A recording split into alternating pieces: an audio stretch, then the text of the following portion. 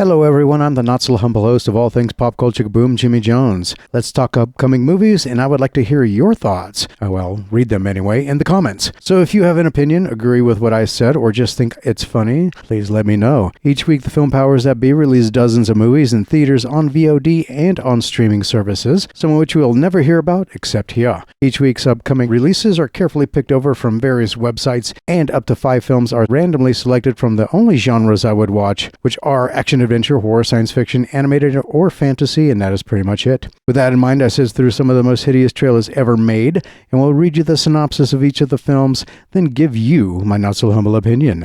I only go off what is available to you, the general public, which is the synopsis and the trailer. So bear in mind, I am not a professional movie critic. I am just an overly opinionated blowhard, but Pop Culture Boom utilizes a carefully crafted and patented movie rating system, which does go as follows. If it is worth seeing in a theater at full price, it is a good, not a great. That is to be determined by you if you choose to see it in a theater. If it is worth seeing in a theater as a matinee or in your town's cheap theater, it is a so-so. If it should be seen on a streaming service or as a rental or however you choose to watch the film while avoiding social interaction, it is a blah. And if it is deemed so awful you should wait for it to be on public television, it is considered a touch brown.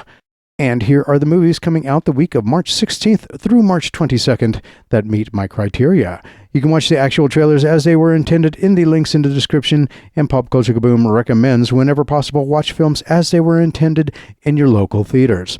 I'm going to throw a dart at the proverbial dartboard here and start with Do Not Enter.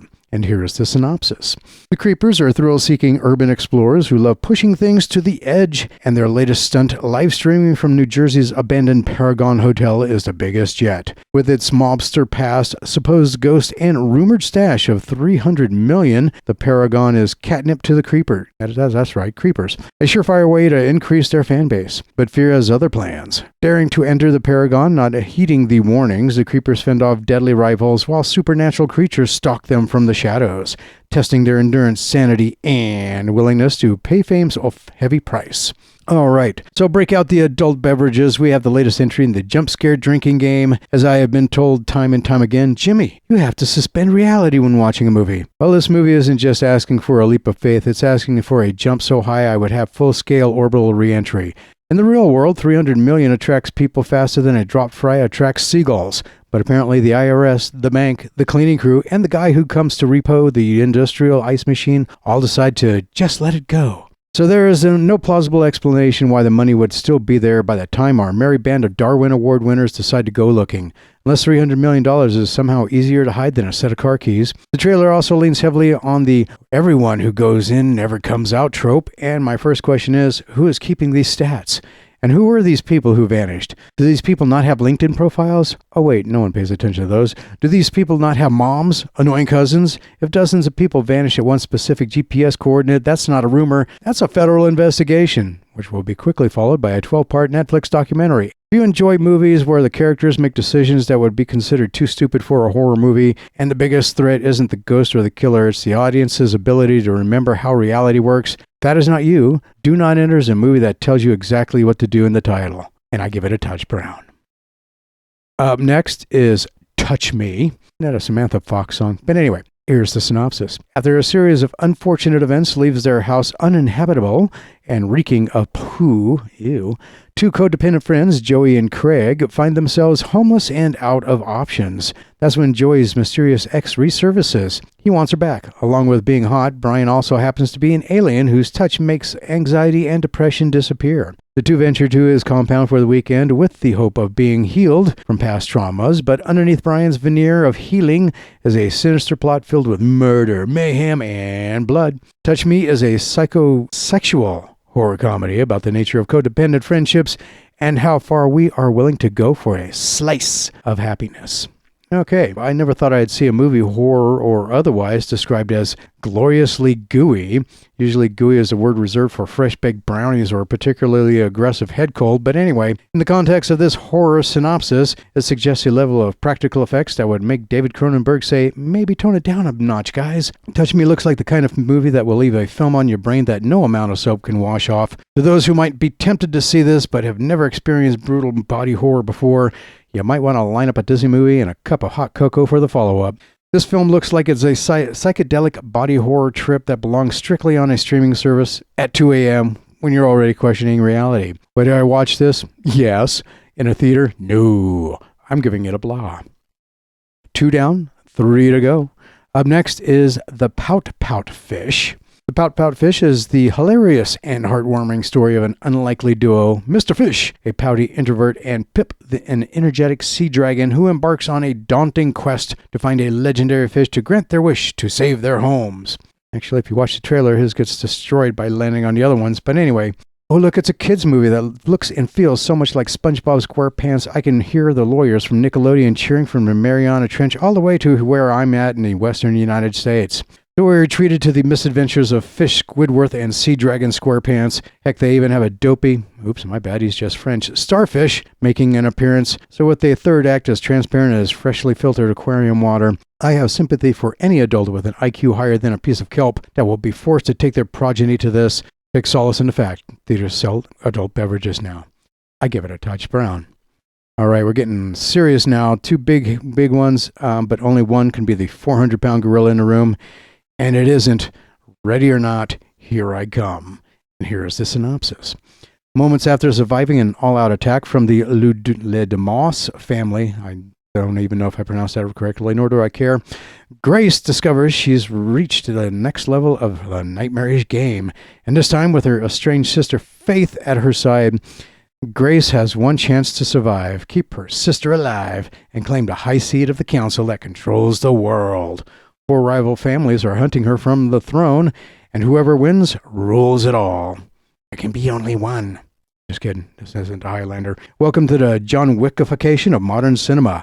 This movie feels like it's just one neon light and a stray puppy away from Keanu Reeves showing up.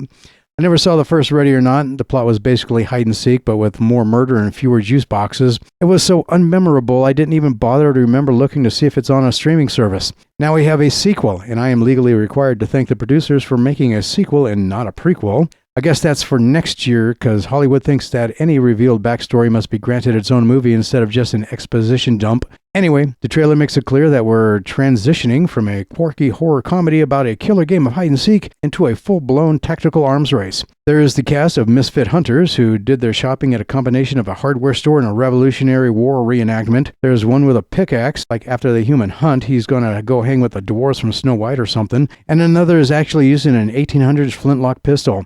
Nothing says I'm serious about getting the kill than using a weapon that takes 45 seconds to reload and has the accuracy of a sneezing toddler. Using a flintlock in 2026 is essentially a very expensive way of saying, I hope I hit you on the first try, otherwise I'm going to throw this expensive antique at your head. Anyway, as I said, I didn't see the first one, and thanks to the lackluster trailer, I have no desire to see its sequel. I'm giving it a touch brown. All right, those are the 4. Now it brings us to the 400-pound gorilla in the room this week, which is Project Hail Mary. And here's the synopsis.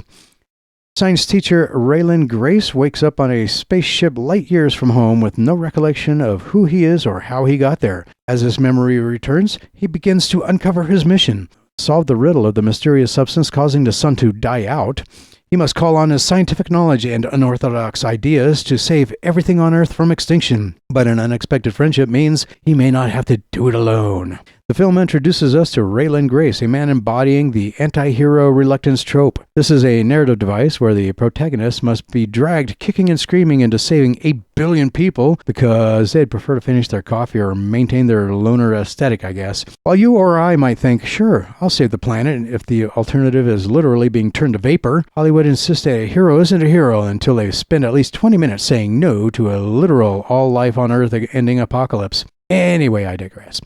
The trailer plays out like a greatest hits compilation of space cinema, taking from The Martian, so you get the I'm going to science the out of this, to Interstellar, I'm in a giant tin can and I miss Earth. And of course, Arrival, I'm learning a language that sounds like a radiator on the fritz. So enter that said alien. In a move that surely requires microseconds of brainstorming, our hero meets a geological entity and names it Rocky. Talk about assuming gender. If it were a female, would you have named it Pebbles? But I guess there might be copyright infringement there. But I digress. While the original book by Andy Weir is a dense, hard science manual disguised as a novel, the film appears to be pivoting towards a family-friendly intergalactic road trip. Trades the cold, lonely vacuum of space for a sharing is caring workspace vibe with a sentient rock. As less 2001 A Space Odyssey and more Lethal Weapon of Danny Glover were an inorganic life form. I would prefer the more cerebral approach instead of what they showed me, mainly because it does not motivate me to see this in a theater. But I will watch it just at home, so I give it a blah. Those are your 5 movies that are coming out this week. Next week, I'll be talking about movies coming out March 23rd through April 1st. I know April 1st is a Wednesday, but you got a big release, and that big release is the Super Mario Galaxy movie, which obviously will be the 400-pound gorilla in the room, and I'm not talking about Donkey Kong. Forbidden Fruits, They Will Kill You, The Serpent's Skin, and A Magnificent Life. And those are the 5 I will be talking about next week. I would like to see what you think about these here movies. Do you think they are good and plan to see them in theaters, or are they, in your opinion, a touch brown as well? Please leave a comment and let me know. Thank you for watching this video to the end, and it would go a long way and be very much appreciated if you gave this video a thumbs up. If you enjoyed what you just got done watching, check out the other videos on the channel and subscribe so I have a reason to keep posting these videos about the 7 pillars of pop culture entertainment. To be informed when the next video will be posted, ring the crap out of that notification bell. And if you would like to get more news and information about the 7 pillars of pop culture entertainment from Pop Culture Kaboom Daily, check out Pop Culture Kaboom on Facebook, and also check out Pop Culture Kaboom on Instagram. Social media links are in the description of this video, as well as the trailer links for each movie. So until next video, peace out, wabbits.